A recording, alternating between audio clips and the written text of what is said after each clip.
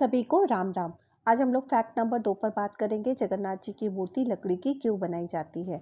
इस बात को बताने से पहले मैं आपको एक छोटी सी कहानी सुनाती हूँ। द्वापर युग में जब भगवान कृष्ण ने अपनी सभी लीलाओं को पूरा कर लिया था, तो वो एक पेड़ के नीचे विश्राम कर रहे थे।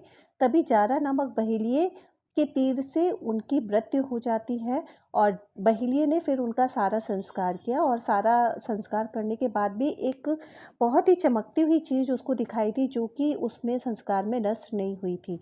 तो बहेलिए ने उसको बाज़ार में जाकर बेचना चाहा, मगर वो इसमें सफल नहीं हो पाया। तो उसने फिर उस चमकती हुई चीज़ को एक लकड़ी के कुंदे पे रखकर समुद्र में प्रवाहित कर दिया और वो लकड़ी का कुंदा जो है वो कई सालों तक ऐसे ही समंदर में बहता रहा। फिर इसके बाद राजा इंद्रद्युम्न जो हैं वो विष्णु भगवान के बहुत बड़े भक्त थे।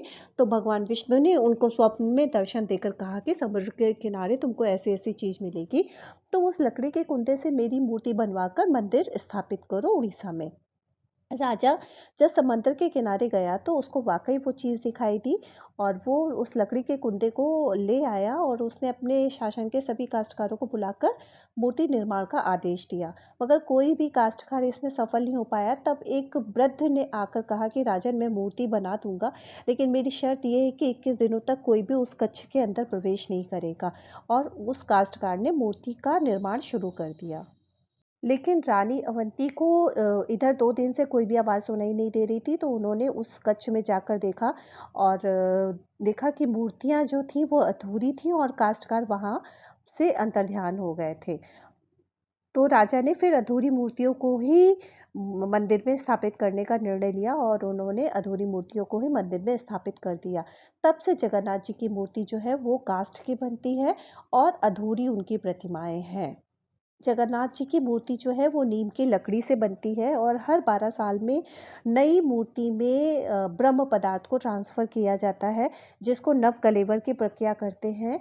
और ये जो ब्रह्म पदार्थ है ये इतना ज़्यादा इसमें एनर्जी है कि इसको लकड़ी की मूर्ति ही केवल उसकी एनर्जी को अवशोषित कर सकती है।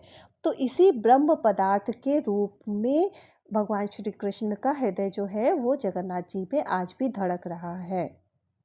कहते हैं जिस दिन नव कलेवर की प्रक्रिया होती है उस दिन पूरी पूरी धाम की लाइट बंद हो जाती है और जो पुजारी होते हैं, मुख्य पुजारी ही केवल मंदिर में अकेले रह जाते हैं। वो इस प्रक्रिया को पूरा करते हैं। उनकी आंखों पर पट्टी बांध दी जाती है और उनके हाथों में मोटे दस्ताने पहना दिए जाते हैं।